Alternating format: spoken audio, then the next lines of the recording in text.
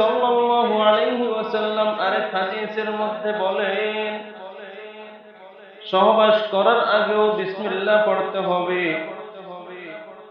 নবী করিম সাল্লাল্লাহু আলাইহি ওয়াসাল্লাম বলেন, যদি তোমাদের মধ্য থেকে কেউ যদি নিজের স্ত্রীর কাছে আসে, সে যেন বিসমিল্লাহ বলে, এরপরে এই দোয়া যেন পড়ে, আল্লাহুম্মা জান্নিবিনাশ শাইতান ওয়া জান্নিবিশ শাইতান মা রাযাকতানা।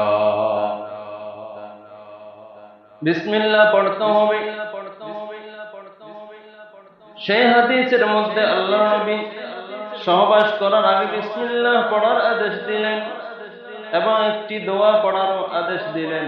এই দোয়াটা হল, আল্লাহুম্মা জান্নিবিনাশ শাইতান ওয়া জান্নিবিশ শাইতান মা রাযাকতানা।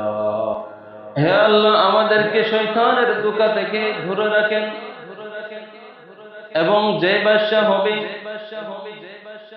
যদি কোনো বাদশা যদি পেটের মধ্যে আপনি দিয়ে দেন, সে বাদশাটাকে শয়তানের ধোঁকা থেকে বাঁচিয়ে রাখেন, দূরে রাখেন।